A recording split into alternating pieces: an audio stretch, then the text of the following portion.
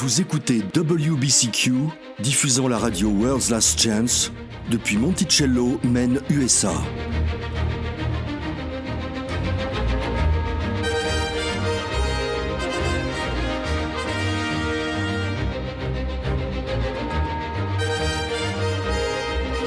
Crimes violents, troubles politiques, instabilité financière, tout indique une crise imminente, une crise sans précédent. Réglez votre fréquence sur Radio World's Last Chance pour découvrir comment vous préparer spirituellement à ce qui nous attend. Radio WLC prépare un peuple pour le retour très proche du Sauveur.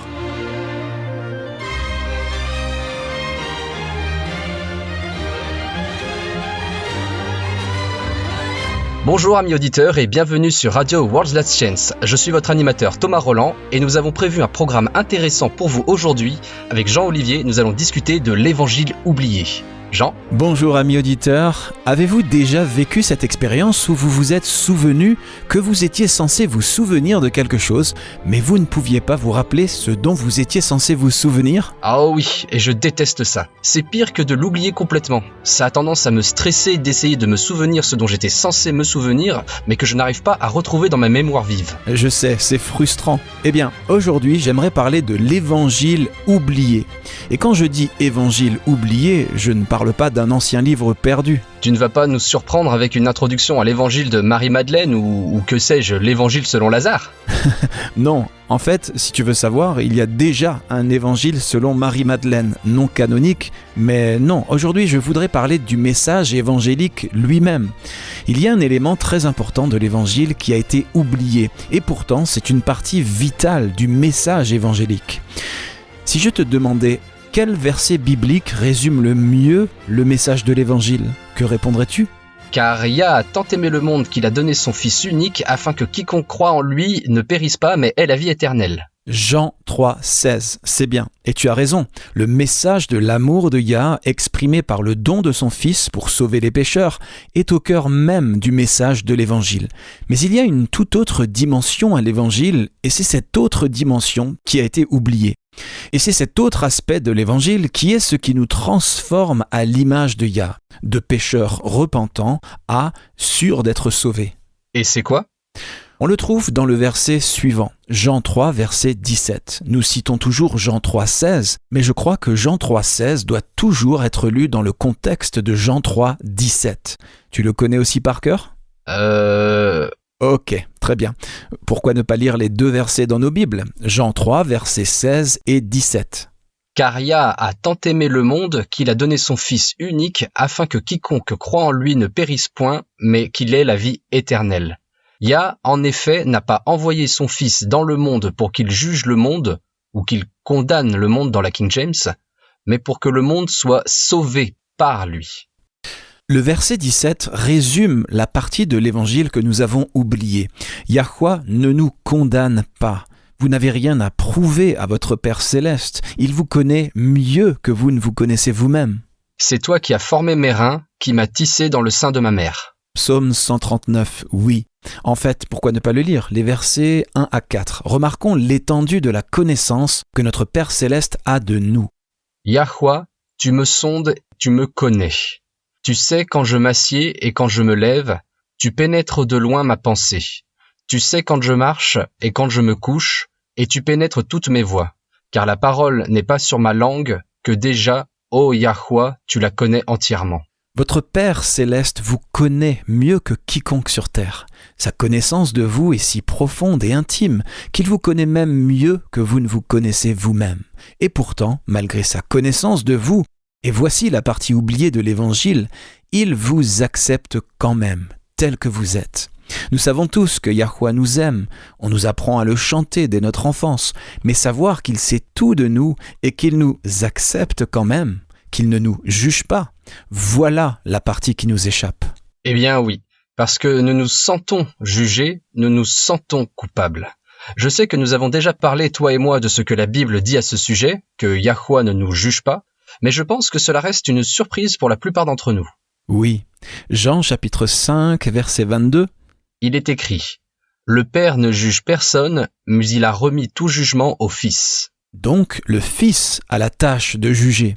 Et qu'a-t-il dit à la femme surprise dans l'adultère ? Moi non plus, je ne te condamne pas.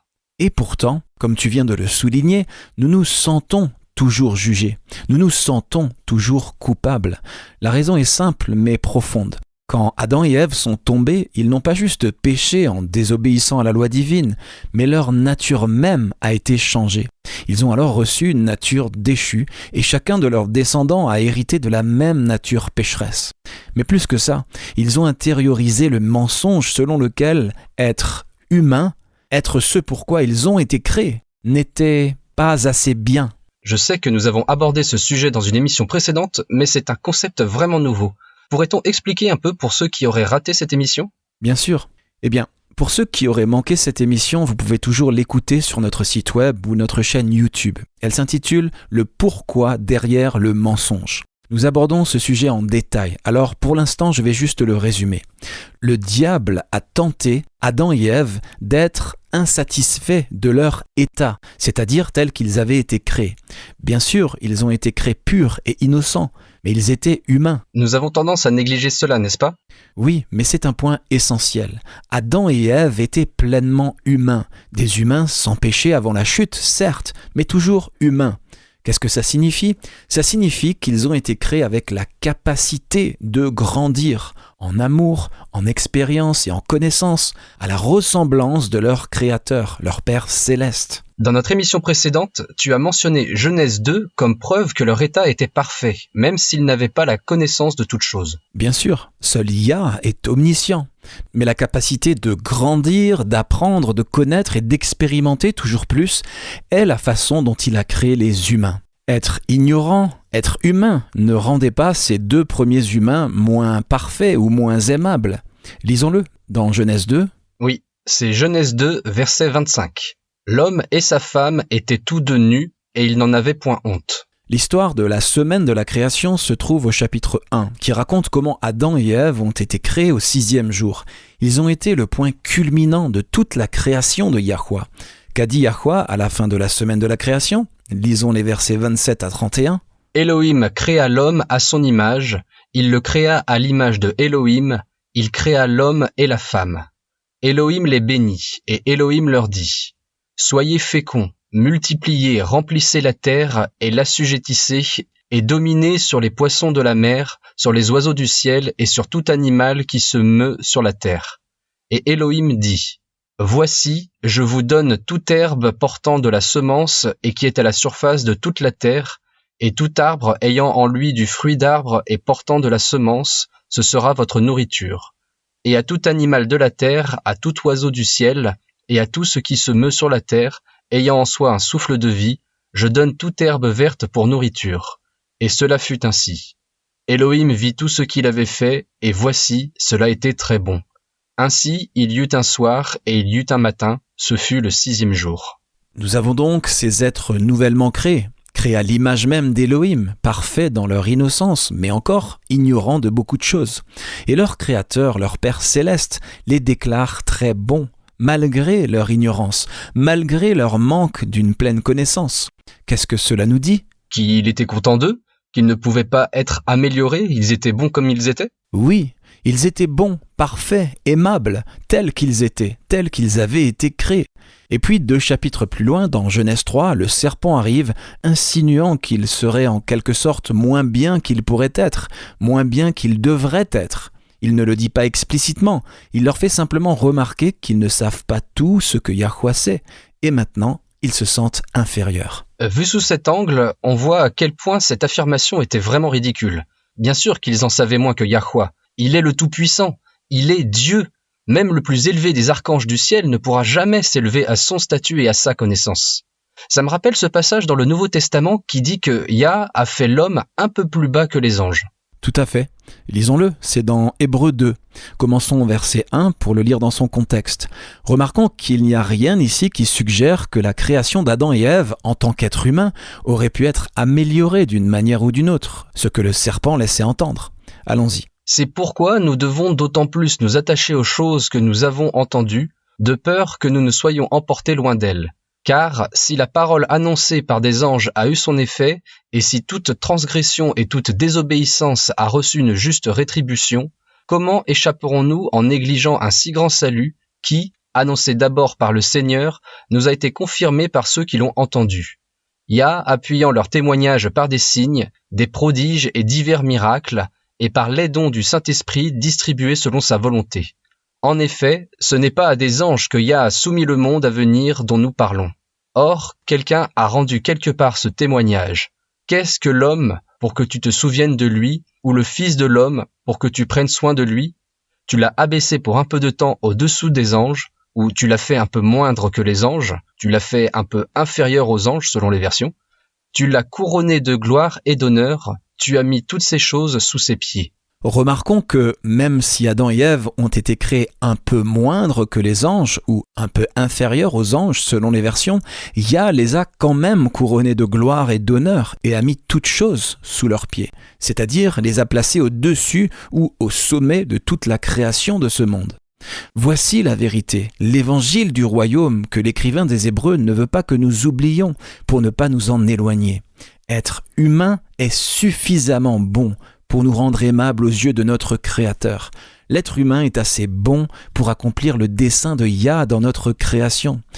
Et pour démontrer cela, Yahweh a envoyé un Messie pleinement humain pour nous racheter de la chute. Continuons à lire, verset 8. En effet, en lui soumettant toutes choses, Yah n'a rien laissé qui ne lui fût soumis. Cependant, nous ne voyons pas encore maintenant que toutes choses lui soient soumises. À cause du péché. L'entrée du péché a retardé, il n'a pas changé ou rendu obsolète, il a simplement retardé le plan de Yah pour la race humaine. Continuons, verset 9. Mais celui qui a été abaissé pour un peu de temps au-dessous des anges, nous le voyons couronné de gloire et d'honneur à cause de la mort qu'il a soufferte, afin que, par la grâce de Yahweh, il souffrit la mort pour tous. Il convenait en effet que celui pour qui et par qui sont toutes choses, et qui voulait conduire à la gloire beaucoup de fils, éleva à la perfection par les souffrances le prince de leur salut. Car celui qui sanctifie et ceux qui sont sanctifiés sont tous issus d'un seul. C'est pourquoi il n'a pas honte de les appeler frères. De toutes les manières imaginables, nous voyons le Père essayer de nous faire savoir que l'implication de Satan en Éden, selon laquelle être humain ne serait pas assez bon, est un gros mensonge. Voilà pourquoi la nature de Yahweh en tant que un Dieu, et non trois en un, et la nature de Yahushua en tant que Messie pleinement humain est une doctrine vitale. Vous voyez, dans un sens très réel, nous sommes tous des fils et des filles de Yah. Oui, j'ai toujours aimé la façon dont Luc consigne la lignée du Sauveur dans Luc 3. Matthieu commence à Abraham et descend comme ceci. Abraham a engendré Isaac, Isaac a engendré Jacob, Jacob a engendré Judas, et ainsi de suite jusqu'à Christ. Mais Luc commence à Christ et remonte jusqu'à Adam. Il dit que Yahushua était le fils de, et il revient en arrière en remontant toutes les générations. Il remonte jusqu'à Noé, le fils de Lamech, le fils de Mathusalem, le fils d'Enoch, et plus loin jusqu'à Énoch, le fils de Seth, le fils d'Adam qui était, selon Luc, le fils de Yah. C'est magnifique. Nous avons l'habitude de considérer Yahushua seul comme le fils de Yah, mais il est écrit ici, par déduction logique, que je le suis aussi. Et vous aussi, amis auditeurs, nous sommes tous des fils et des filles de Yah. Et cela, cette réalité, devrait vous dire tout ce que vous devez savoir sur votre aimabilité aux yeux de votre Père céleste, sur le fait d'être digne d'être aimé par lui. Voici la vérité. Il vous aime tel que vous êtes. Oui, vous avez une nature déchue, nous en avons tous une, et le Père a un plan pour s'en occuper pour nous, parce qu'il sait que nous serons plus heureux quand nous ne lutterons plus contre cette nature que nous avons héritée de la chute. Mais il nous aime quand même, il nous aime toujours. Vous voyez, nous pouvons facilement observer que les adultes les plus équilibrés, les adultes les plus heureux sont de loin ceux qui ont eu une enfance émotionnellement saine et heureuse. Et pour avoir une enfance émotionnellement saine et heureuse, un enfant a besoin d'une chose plus que toute autre. Qu'est-ce que c'est ? De savoir au plus profond de son âme que ses parents croient qu'il a de la valeur et de l'importance. Pour être en bonne santé émotionnelle, chaque enfant a besoin de croire de tout son cœur que papa et maman l'aiment et l'estiment, qu'il ou elle a de la valeur aux yeux de ses parents. Maintenant, certains enfants peuvent ne pas recevoir cela de leurs deux parents. Parfois, la mère peut être extrêmement critique à l'égard de ses enfants, tandis que le père leur offre un refuge sûr. D'autres fois, c'est le père qui peut être très abusif, et toutes les formes d'abus sont émotionnellement abusives. Et dans ce cas, c'est la mère qui fait en sorte que l'enfant se sente aimé et digne. De telles situations causent évidemment des dommages, mais le fait d'avoir ne serait-ce qu'un seul parent qui voit la valeur de l'enfant et lui exprime clairement, contribue grandement à aider l'individu à grandir en bonne santé émotionnelle, ou du moins dans une meilleure santé émotionnelle, que s'il n'avait aucun parent lui offrant ce soutien et cet amour clairement exprimé. C'est un bon point. Nous entendons parler de guérir son enfant intérieur. Il s'agit en fait de guérir les dommages causés à notre estime de soi par les brimades et le dénigrement, y compris et surtout quand ces brimades et ce dénigrement ont été ou sont le fait de nos propres parents. C'est vrai. Pour être équilibré, heureux, émotionnellement sain et résilient, nous devons vraiment croire au fond de notre cœur que nous avons une valeur intrinsèque. Et c'est le cas. C'est le cas, les amis. Voilà la bonne nouvelle. Nous avons de la valeur. Nous sommes aimables aux yeux de notre Père Céleste. Voilà le message perdu et oublié de l'Évangile. Le temps est un cadeau, un don qui passe rapidement.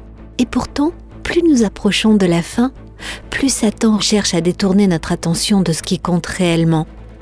Satan cherche toujours à corrompre les dons du ciel, et il n'en est pas autrement pour le don du temps. La technologie, qui peut être utilisée pour répandre l'Évangile, devient trop souvent une gigantesque perte de temps. Le diable a divers amusements conçus pour chaque type de personnalité et pour répondre à tous les goûts individuels. Visitez notre site web worldslastchance.com et lisez l'article « Les loisirs et le don du temps ». Une fois encore, lisez les loisirs et le don du temps sur worldslastchance.com. Apprenez comment vous pouvez utiliser sagement le précieux temps que Yahweh vous a donné. Tu as dit que pour qu'un adulte soit heureux, équilibré et émotionnellement sain, il doit avoir un sens sain de l'estime de soi, qui s'obtient le plus facilement dans l'enfance. Si vous vous sentez valorisé par vos parents, vous vous valoriserez vous-même, c'est-à-dire vous aurez une saine perception de votre propre valeur. Exact. En tant que parents, nous devons nous rappeler que la façon dont nous parlons à nos enfants deviendra leur propre discours personnel intériorisé à l'âge adulte. C'est vrai, c'est une grande responsabilité en tant que parents. Nous sommes littéralement responsables du bonheur intérieur de nos enfants. Une excellente illustration de ce fait se trouve dans un trouble de la personnalité du groupe B appelé trouble de la personnalité borderline. Dans une étude publiée en 2010 dans le Correction Compendium, il a été estimé que seulement 1 à 2% de la population générale souffre de ce trouble. Cependant, ce nombre varie entre 12 et 30% dans les prisons, ce qui est choquant. Maintenant, ce qui rend cela si applicable à notre discussion d'aujourd'hui, c'est que ce trouble de la personnalité borderline, ou trouble de la personnalité limite, se développe le plus souvent dans la petite enfance à la suite d'abus sévères de la part de la personne qui s'occupe principalement de l'enfant. Je ne sais pas si cela est vrai dans 100% des cas, mais on a longtemps pensé que c'était la seule façon de développer un trouble de la personnalité limite. Voilà la mesure de l'impact que nous, en tant que parents, avons sur l'estime de soi de notre enfant. C'est terriblement vrai. Mais ce que nous n'avions pas reconnu, c'est que lorsqu'Adam et Ève ont péché, ils ont intériorisé le message du diable selon lequel ils n'étaient pas assez bons et l'ont transmis à tous leurs descendants. Nous avons tous, à un degré plus ou moins élevé, intériorisé ce message. Certaines personnes cherchent à combler ce vide par leur carrière, d'autres en changeant leur apparence, alors qu'en réalité, notre indignité est un message du diable et non de notre Père Céleste aimant. Laisse-moi te raconter une histoire pour illustrer mon propos. Mon fils aîné, comme tu le sais, est à l'université. L'année dernière, il a suivi un cours de religion comparée. L'une des choses qu'il a découvertes en suivant ce cours est une énorme différence entre la façon dont nous, chrétiens, voyons Dieu et la façon dont de nombreux païens voient leur Dieu ou déesse. Comme nous l'avons déjà dit, chaque religion comporte une part d'erreur et chaque religion comporte une part de vérité. C'est ainsi que Yahweh attire tous les cœurs à lui, quelle que soit leur origine. Mais la différence entre le point de vue chrétien et le point de vue païen était vraiment profonde et troublante, et pas vraiment à notre avantage. Comment ça ? Eh bien, par exemple, il est allé sur Pinterest. Tu sais, ce site web où beaucoup de gens postent des photos et des mèmes. Oui, et Il a tapé le mot Dieu, puis il a ouvert un nouvel onglet, toujours sur Pinterest, et a tapé le mot déesse. Les différences étaient frappantes. Par exemple, sur la page des citations sur Dieu, il y avait une image qui disait, je cite, « Il m'aime malgré le fait que je le déçois chaque jour ». Une autre disait, « Dieu voit notre péché plus clairement que quiconque, mais il nous aime plus que quiconque ». Eh bien oui, je ne vois pas le problème dans ces affirmations. Eh bien, laisse-moi te lire quelques-unes des citations qui sont apparues quand il a tapé « déesse ». L'une d'elles dit « Je suis profondément aimé, je suis divinement béni, je suis ma propre lumière sacrée, j'honore la déesse qui est en moi ». Fin de citation. Une autre disait « J'échange ma honte et ma colère contre l'amour de soi et l'autocompassion ». Fin de citation. Ok, je pense que je vois où tu veux en venir. Les citations ou les mèmes sous la recherche Dieu sont tous très négatifs, n'est-ce pas? Le fait d'être très abattu sur soi-même. En gros, ça dit « tu es un raté, tu es mauvais, tu es un pécheur. Oui, Dieu t'aime quand même. C'est assez étonnant puisque tu es si affreux. » En revanche, les déclarations païennes sont vraiment affirmatives dans le sens positif, n'est-ce pas? Elles vous font vous sentir bien dans votre peau. Mais est-ce vraiment une bonne chose? Je veux dire, nous sommes des pécheurs, nous sommes méchants par nature, nous avons besoin d'un sauveur. Mais la question est, Thomas, ce que produit la différente focalisation. C'est un phénomène observable que les personnes qui se vantent le plus sont celles qui se sentent le plus en insécurité. Ceux qui se détestent eux-mêmes sont-ils vraiment capables d'aimer quelqu'un d'autre? C'est difficile, n'est-ce pas? Alors en personnalisant cela, qu'est-ce que ça signifie pour nous, personnellement? Ça signifie que toi et moi, et tous ceux qui nous écoutent, sommes aimables comme nous sommes. Toi et moi, et tous ceux qui nous écoutent, sommes dignes d'amour. Voilà pourquoi nous sommes invités à venir au Père, tels que nous sommes. Nous sommes des pécheurs avec une nature déchue. Bien sûr que nous ne pouvons pas nous améliorer par nous-mêmes. Et bien sûr, Yahweh le sait. Toute amélioration doit être faite par lui. Toute recréation doit être faite par le Créateur. C'est une bonne façon de le dire. Non, nous ne sommes pas divins, mais le message que Yahushua a apporté est que le but divin de Yah dans la création de la race humaine sera accompli lorsque Yahushua reviendra pour établir le royaume de Yah sur la terre. Et une autre partie de ce message est que les humains sont suffisamment bons en tant qu'humains pour accomplir cette destinée divine. Yahweh a créé les êtres humains pour ce rôle. Nous n'avons pas à, comme le serpent l'a suggéré, être comme Dieu pour accomplir notre destinée divine. Les êtres humains, dans leur humanité ordonnée par Yahweh, sont assez bons pour hériter de la terre. Même si tu admets de toute évidence que nous sommes tous des pécheurs, tu continues à dire que nous sommes suffisamment bons. Comment définis-tu être assez bon? La race humaine est ce que Yahweh a créé pour accomplir son dessein. Encore une fois, nous n'avons pas à œuvrer pour atteindre la divinité. Nous n'avons pas besoin non plus de nous réincarner jusqu'à ce que nous atteignions la divinité. Être humain est suffisant, parce que c'est ce que Yahweh a créé. Il a créé des êtres humains. Il aurait pu créer des demi-dieux, mais ce n'est pas ce qu'il a fait. Il a créé des êtres humains et il leur a donné la domination sur toute la terre. Alors, comment ce message a-t-il été perdu à nos yeux? Je sais que tu as dit que nous avons tous intériorisé le message du serpent selon lequel nous ne serions pas assez bons. Mais Yahushua est venu nous apporter l'évangile, le message selon lequel les humains sont assez bons pour hériter de la terre. Si c'est le vrai message de l'évangile dans sa pureté originelle, comment cela a-t-il été perdu à nos yeux? C'est une excellente question. L'Ancien Testament se termine avec les Israélites sous le contrôle des Médo-Perses. Même après le retour de certains des captifs babyloniens en terre d'Israël, ils faisaient toujours partie de l'empire médo-perse. Une fois Jérusalem tombée aux mains des Babyloniens, Juda n'a plus jamais été un pays vraiment indépendant. Dans le Nouveau Testament, bien sûr, la puissance étrangère en charge était les Romains. Ce que nous avons tendance à négliger, c'est l'influence sur les Juifs de la puissance qui les a dirigés pendant la période intertestamentaire. Tout le monde se souvient de la statue dans le rêve de Nebuchadnezzar, dans Daniel 2. Daniel a interprété le rêve et a dit à Nebuchadnezzar que la tête en or de la statue le représentait lui ou Babylone. Quels empires devaient venir ensuite? Peux-tu les nommer dans l'ordre? Babylone, l'empire médo-perse, la Grèce et Rome. La Grèce, voilà la puissance qui dirigeait Israël pendant la période intertestamentaire. Et tout comme le panthéon des dieux romains et l'architecture romaine ont été influencés par l'architecture et la religion grecque, leur philosophie a aussi influencé l'empire qu'ils dirigeaient. Cela incluait les Juifs. Maintenant, quand tu étais à l'université, Thomas, as-tu suivi des cours de philosophie ? Oui, j'ai suivi un cours. C'était intéressant, surtout de voir comment la philosophie moderne tire tant de ses idées des Grecs anciens. Ok. Socrate est reconnu comme avoir été l'un des plus grands philosophes. Pour faire simple, il a enseigné que le monde matériel, le monde que nous voyons autour de nous et dont nous faisons l'expérience par nos 5 sens, ne serait qu'un faible reflet d'une réalité supérieure, idéale. Il a soutenu que les idées sont plus réelles que les choses que nous pouvons toucher. Pour Socrate, notre monde physique est inférieur car il change constamment. De même, pour lui, le corps humain ne serait pas la réalité ultime car il est mortel. Chacun de nos esprits ou nos pensées ferait partie de l'esprit absolu ou de la pensée absolue. Mais le point principal pour cette philosophie est que la réalité dans laquelle nous vivons ne serait qu'un faible reflet de l'idéal. Le paradis ?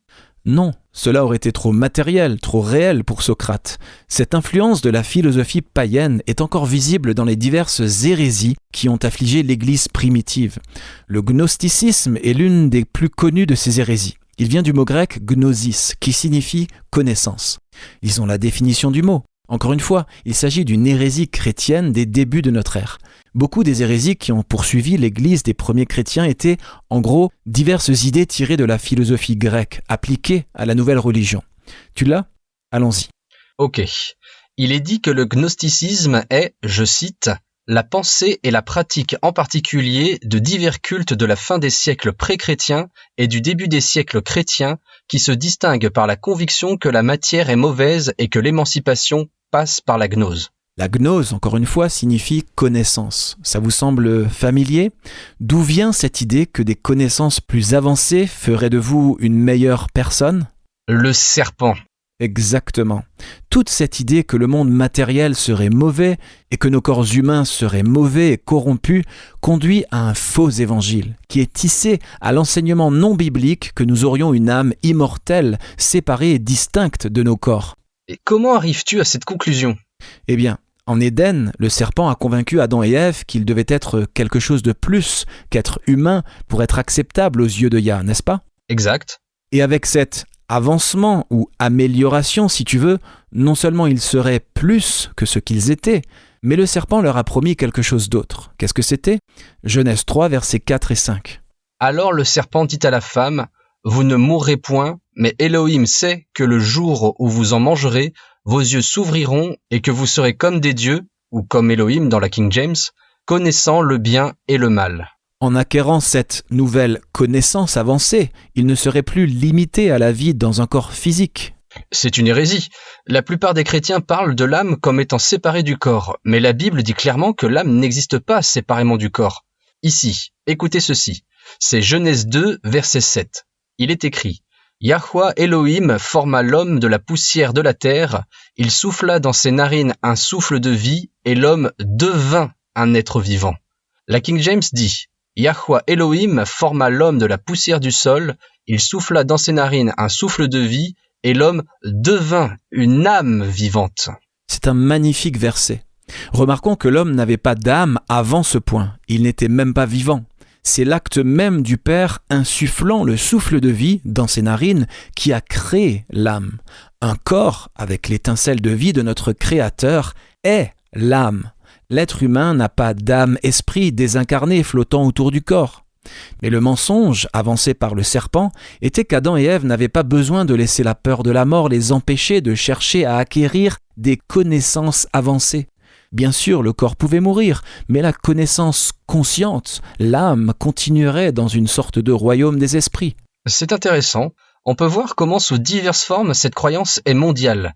Partout où la race humaine s'est répandue, il en est de même pour ce mensonge qui remonte à l'Éden.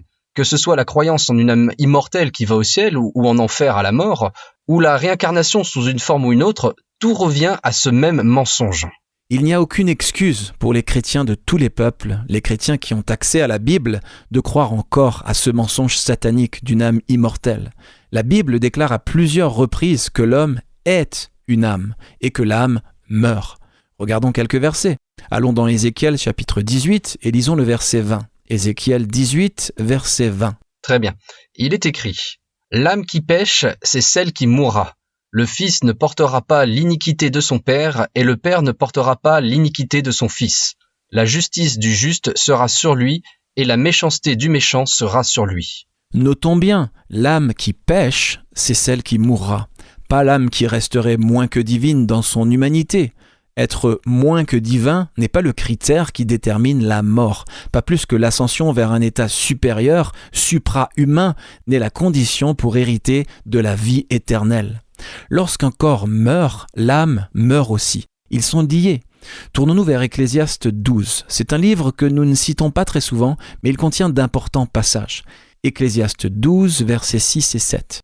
Ici, Salomon est confronté à la mort après une vie de dissipation. « Vanité des vanités », dit-il. « Tout est vanité. » Mais ce que j'aimerais que nous remarquions, c'est sa description de la mort. Lisons-la. « Avant que le cordon d'argent se détache, que le vase d'or se brise, que le seau se rompe sur la source et que la roue se casse sur la citerne, avant que la poussière retourne à la terre, comme elle y était, et que l'esprit retourne à Elohim qui l'a donné. » Yahweh a dit à Adam et Ève que lorsque leur corps mourrait, ils retourneraient à la poussière de la terre.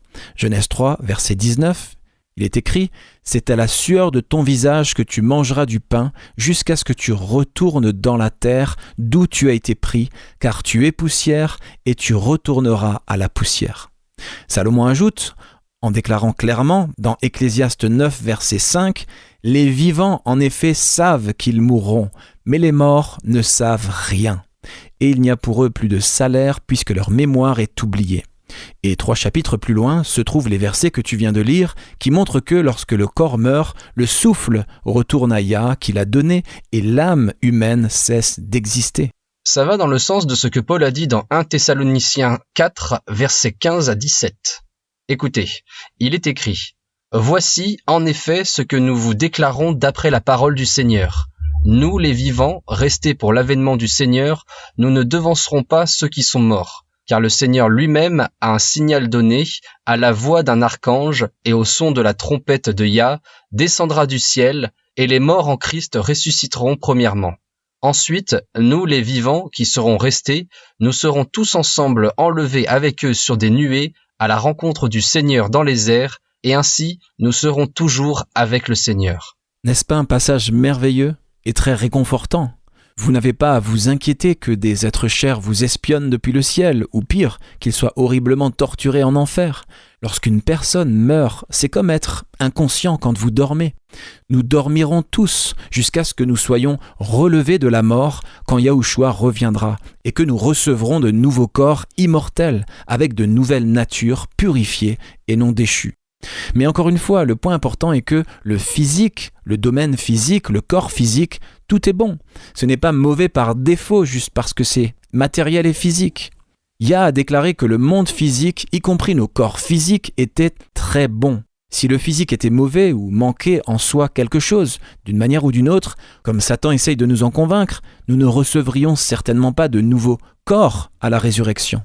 Le mensonge de Satan qui a imprégné toutes les religions sur la terre, y compris la religion chrétienne, est que le physique, le monde matériel, le corps physique ne serait pas complet. Il manquerait quelque chose, il serait inférieur. Il ne serait pas assez bon. Mais c'est exactement le contraire de ce qu'enseignent les Écritures. Eh bien, quand on y pense, cette erreur a un effet vraiment débilitant sur la psyché humaine, n'est-ce pas ? Les enfants élevés dans un environnement où ils sont constamment rabaissés et où leur confiance en eux est détruite, grandissent en devenant des personnes peu sûres d'elles, souvent vantardes, craintives, jalouses, envieuses, malheureuses, peu sûres d'elles, déséquilibrées. Je ne dis pas qu'ils ne peuvent pas grandir au-delà de ça, mais ils doivent d'abord guérir des dommages causés par cette philosophie. C'est juste. Maintenant, appliquons cela à la religion. Que se passe-t-il quand les croyances religieuses et spirituelles de quelqu'un lui enseignent que ce qu'il est n'est pas assez bon, que le fait même d'admettre qu'il est assez bon signifie qu'il est encore pire, car le refus même de reconnaître à quel point vous êtes affreux vous rend pécheur. Peut-on attendre des personnes qui s'accrochent à une théologie aussi tordue et non biblique qu'elles accomplissent le plan de Yah dans leur création ? Eh bien, non. Vu sous cet angle, la réponse est clairement non. Tout comme les enfants ne peuvent pas mûrir correctement s'ils peinent sous le fardeau constant du désamour et de la désapprobation, les êtres humains adultes ne pourront jamais accomplir leur destinée conçue par Yah tant qu'ils s'accrocheront à la croyance qu'ils sont en quelque sorte pas assez, et que pour accomplir leur destinée divine, ils devraient en quelque sorte être plus que ce qu'ils sont par eux-mêmes. Et cette croyance, c'est un fardeau. Ce sentiment constant de ne jamais être assez bon, nous le trouvons dans la société, dans l'Église. Le seul endroit où nous ne le trouvons pas est la Bible. Le message de l'Évangile est un message de liberté. Nous n'avons plus à croire aux mensonges du diable. Tournons-nous vers Luc 4, les versets 16 à 19. Qu'est-il écrit ? Il se rendit à Nazareth, où il avait été élevé, et, selon sa coutume, il entra dans la synagogue le jour du sabbat. Il se leva pour faire la lecture, et on lui remit le livre du prophète Ésaïe. L'ayant déroulé, il trouva l'endroit où il était écrit « L'esprit de Yahweh est sur moi, parce qu'il m'a oint pour annoncer une bonne nouvelle aux pauvres, il m'a envoyé pour guérir ceux qui ont le cœur brisé, pour proclamer aux captifs la délivrance et aux aveugles le recouvrement de la vue, pour renvoyer libres les opprimés, pour publier une année de grâce de Yahweh. » L'Évangile est un message de bonne nouvelle. Il guérit ceux qui sont ruinés par le péché et brisés sous le fardeau terrible de ne pas se sentir assez bien. Il nous libère pour avancer dans la destinée qui nous attend en tant qu'êtres humains, créés pour accomplir le plan divin dans notre création. Examinons un autre verset. Allons dans Jean 8 et lisons les versets 31 et 32. Très bien. Et il dit aux Juifs qui avaient cru en lui, « Si vous demeurez dans ma parole, vous êtes vraiment mes disciples. Vous connaîtrez la vérité et la vérité vous affranchira. » Ou « Vous connaîtrez la vérité et la vérité fera de vous des hommes libres. » Vous connaîtrez la vérité et la vérité vous rendra libre dans d'autres versions. La bonne nouvelle de l'Évangile est que le plan originel de Yahweh dans la création des êtres humains sera accompli. Cette vérité nous libère du fardeau de ne jamais nous sentir assez bons en raison de notre humanité. Passons au verset 33, qu'est-il écrit ? Ils lui répondirent « Nous sommes la postérité d'Abraham et nous ne fûmes jamais esclaves de personne. Comment dis-tu, vous deviendrez libres ?»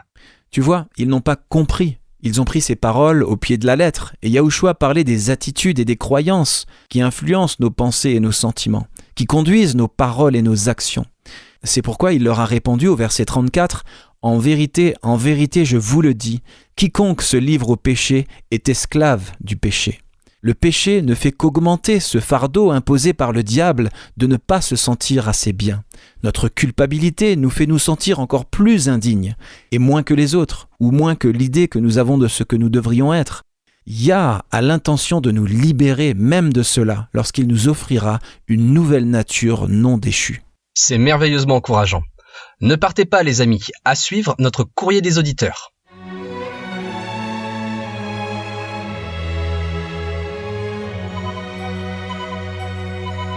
Vous écoutez la radio World's Last Chance sur WBCQ à 9330 kHz sur la bande des 31 mètres. Radio World's Last Chance prépare un peuple pour le retour très proche du Sauveur. Peu de temps avant sa mort, le Sauveur a prédit que tous ceux qui suivront la vérité seront persécutés pour leur foi. Le livre de l'Apocalypse révèle également que dans un avenir proche, des lois créées par l'homme chercheront à usurper la loi divine. Romains 13 est un passage de l'Écriture qui sera utilisé à l'avenir pour contraindre les chrétiens à obéir aux lois humaines en violation de la loi divine. Si quelqu'un essayait de forcer votre conscience en citant Romains 13, en disant que les pouvoirs en place sont ordonnés par Yah, comment répondriez-vous ? Que diriez-vous ? Pour bien comprendre le véritable sens de Romains 13, visitez notre site web worldslastchance.com et lisez Le devoir civil du croyant. Encore une fois, lisez Le devoir civil du croyant sur worldslastchance.com.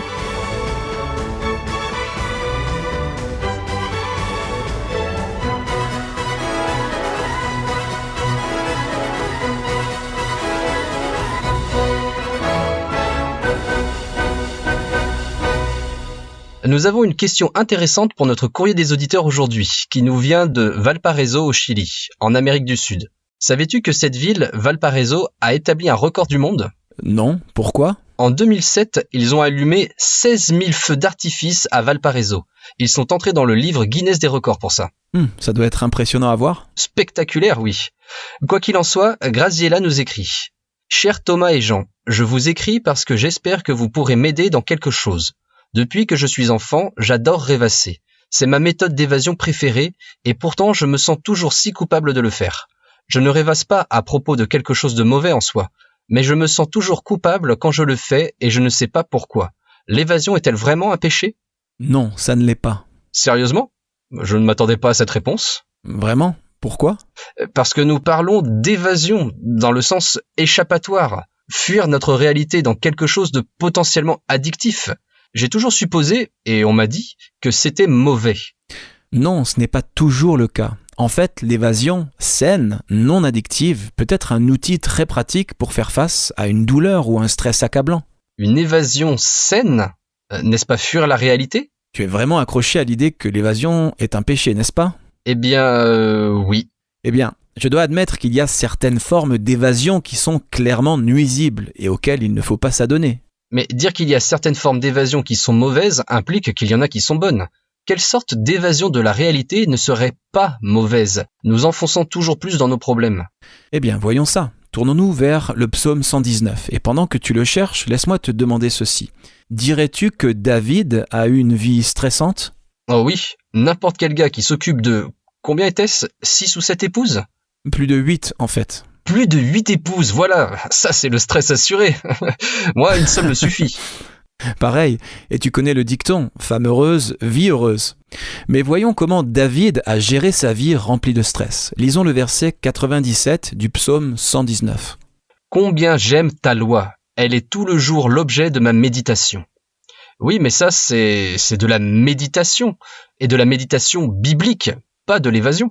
Tous les moyens d'évasion ne sont pas forcément, que sais-je, la cigarette, la drogue, l'alcool ou autre. Dans un sens, l'évasion saine est une sorte d'automédication émotionnelle.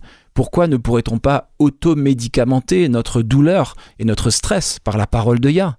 Eh bien, je suppose qu'il n'y a aucune raison pour qu'on ne le puisse pas. Nous avons l'habitude de nous concentrer sur les diverses formes d'évasion qui sont nuisibles. Mais comme je l'ai dit, l'évasion elle-même, quand elle est saine, peut être un outil précieux pour réguler le stress. Alors, qu'en est-il de la lutte de Graziella contre la rêverie ?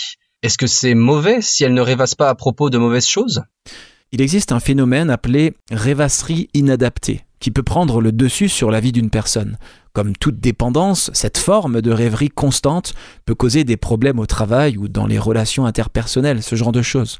Toute évasion qui cause plus de problèmes qu'elle n'en résout n'est pas bonne. Cela dit, si elle veut échapper à son stress en rêvant à ce que sera la vie sur la Terre renouvelée, qu'elle le fasse.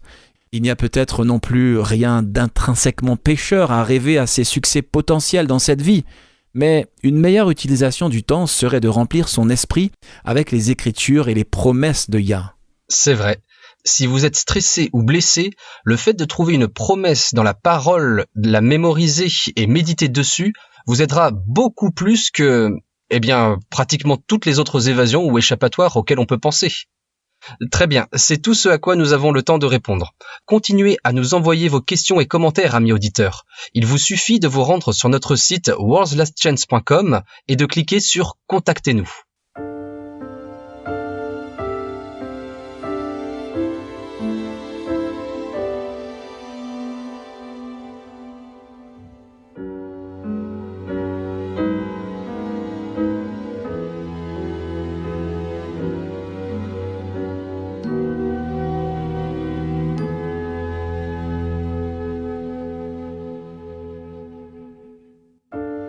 Vous écoutez Élise Blanc pour votre promesse quotidienne de la parole de Yah. Le 6 janvier 1941, le président des États-Unis Franklin Roosevelt s'est adressé au Congrès sur l'état de guerre en Europe. Aujourd'hui, la plupart de ses propos ont été oubliés depuis longtemps. Cependant, à la fin de son discours, il a déclaré qu'il attendait quelque chose. Un monde fondé sur 4 libertés essentielles. La liberté d'expression, la liberté de culte, la liberté de vivre à l'abri du besoin et la liberté de vivre sans peur. Bien sûr, cela n'est jamais encore arrivé. Prenons la liberté de vivre à l'abri du besoin et la liberté de vivre sans peur. Aucune de ces deux libertés n'est possible en temps de guerre. Rien que dans les années 40, après la Seconde Guerre mondiale, jusqu'à la fin de la décennie, il y a eu 11 autres guerres. De 1945 à aujourd'hui, il y a eu plus de 100 guerres et conflits armés, dont plusieurs se poursuivent encore aujourd'hui. Dans le monde actuel, où les libertés civiles, même dans les pays occidentaux traditionnellement libéraux, disparaissent rapidement, la liberté d'expression fera bientôt partie du passé. De même, la liberté de culte est aussi en danger. Regardons les choses en face. Dans ce monde, nous ne connaîtrons jamais la vraie liberté. La force est l'un des principes fondamentaux du royaume de Satan, et tant qu'il aura le pouvoir de tromper, tant qu'il y aura des âmes pour résister à son avancée et rester fidèle à Yah, la force sera utilisée pour essayer de contraindre la conscience. Mais l'Écriture prédit qu'un temps viendra où la vraie liberté et le vrai bonheur régneront parce que le péché et les pécheurs ne seront plus. Jean le Révélateur a écrit « J'entendis du trône une forte voix qui disait « Voici le tabernacle de Yah avec les hommes. Il habitera avec eux, et ils seront son peuple, et Yahweh lui-même sera avec eux. Il essuiera toute larme de leurs yeux, et la mort ne sera plus, et il n'y aura plus ni deuil, ni cri, ni douleur, car les premières choses ont disparu. » Peu importe les épreuves que nous devons traverser dans cette vie, il y a une éternité de joie qui attend ceux qui prennent Yah au mot, le croient sur parole et lui restent fidèles. Nous avons reçu de grandes et précieuses promesses. Réclamez-les dès maintenant.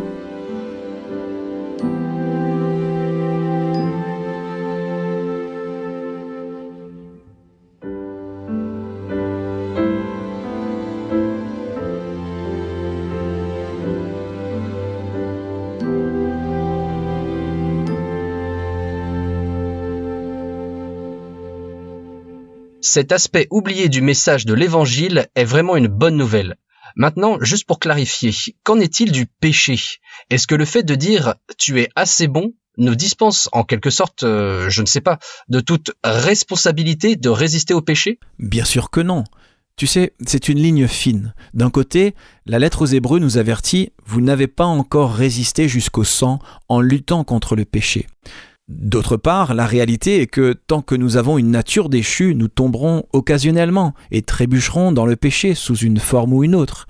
C'est pourquoi, quand nous serons dotés de nature supérieure, lorsque Yahushua établira le royaume de Yah, le fait d'être complètement libéré du péché sera quelque chose de si grand et un tel don divin. Donc, pour résumer, notre Créateur est aussi notre recréateur. Exactement. Voilà la bonne nouvelle de l'Évangile, qui s'attaque directement aux mensonges racontés par le serpent en Éden. Nous sommes assez bons dans notre humanité. Oui, en ce moment, nous avons des natures déchues, mais le Père a prévu une voie de sortie pour cela aussi.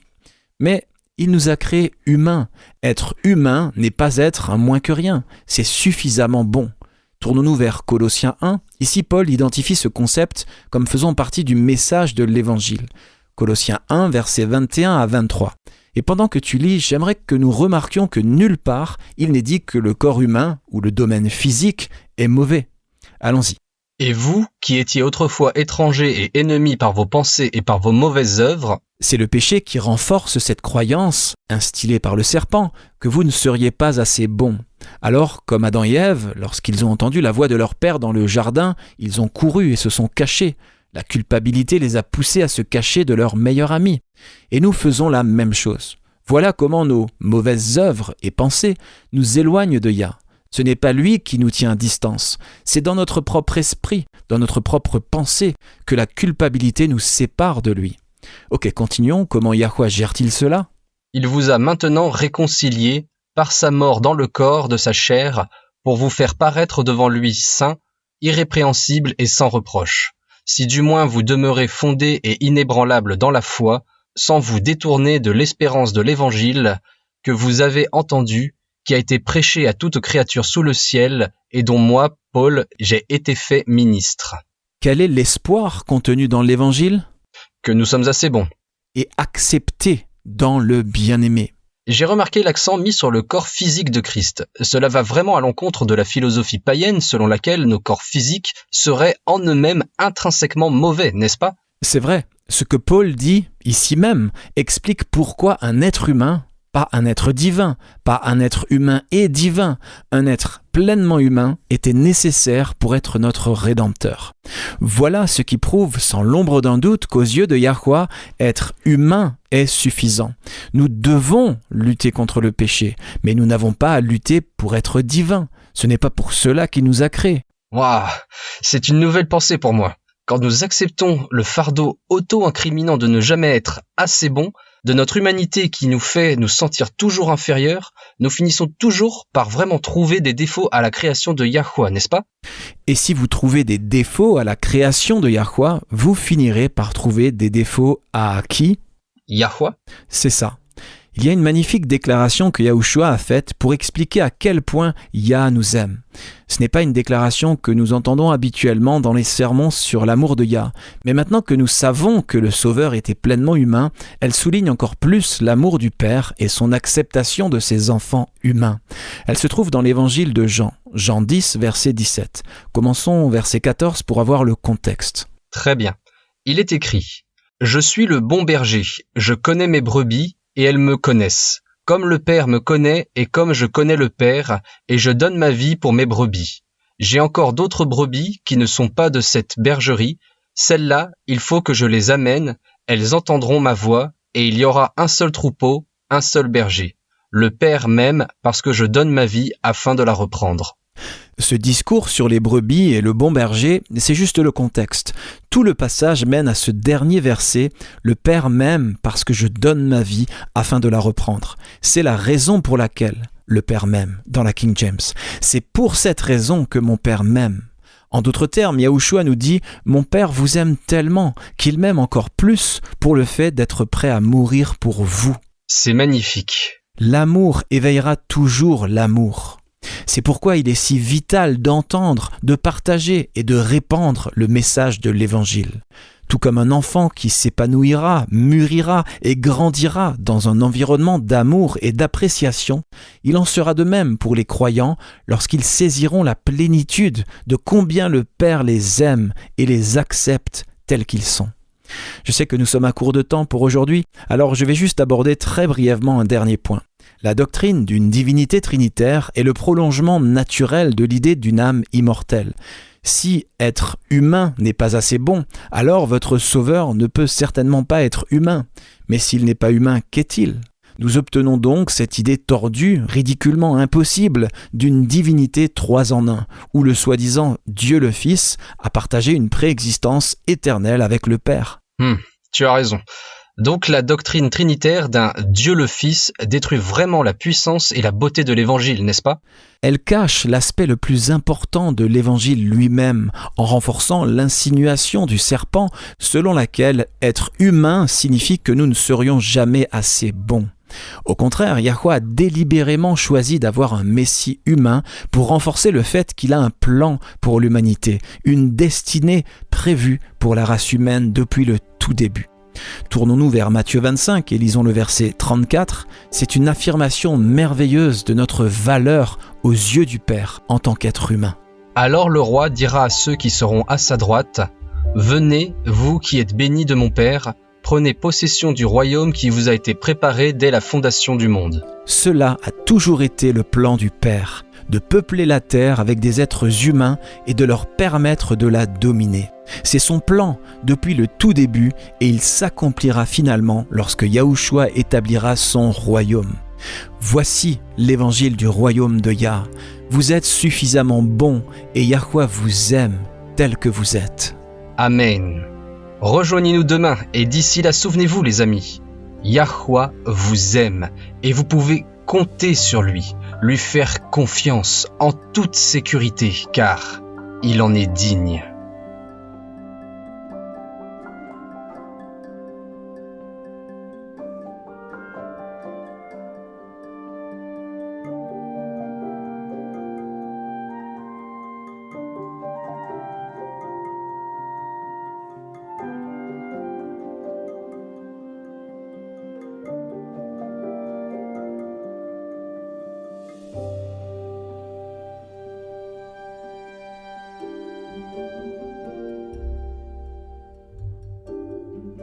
Vous étiez à l'écoute de Radio WLC. Cette émission, ainsi que les émissions précédentes de Radio WLC, sont disponibles en téléchargement sur notre site internet. Elles sont parfaitement appropriées pour être partagées avec des amis et pour des études bibliques. Elles sont également une ressource merveilleuse pour ceux qui adorent Yahuwah, seuls, en famille ou en groupe à la maison.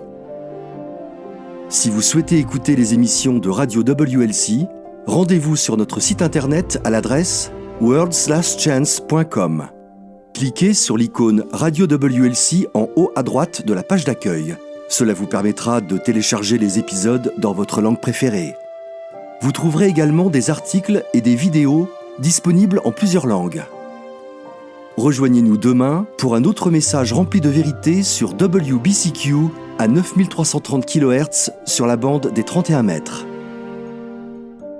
Radio World's Last Chance prépare un peuple pour le retour très proche du Sauveur.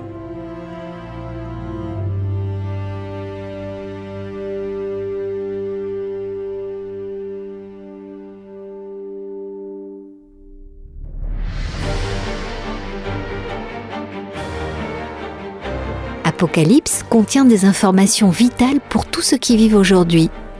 Les chapitres 8 et 9 sont particulièrement importants. Ils prédisent des événements cruciaux qui auront lieu dans un avenir proche. Ils sont décrits comme 7 trompettes. Quand ces 7 trompettes commenceront à sonner, nous saurons que nous sommes à quelques mois du retour de Yahushua. Pour en savoir plus, visitez notre site web worldslastchance.com. Nous avons beaucoup d'articles et de vidéos couvrant plusieurs aspects de ce sujet des plus importants. C'est sur worldslastchance.com. Visitez notre site dès aujourd'hui. Il ne reste plus beaucoup de temps.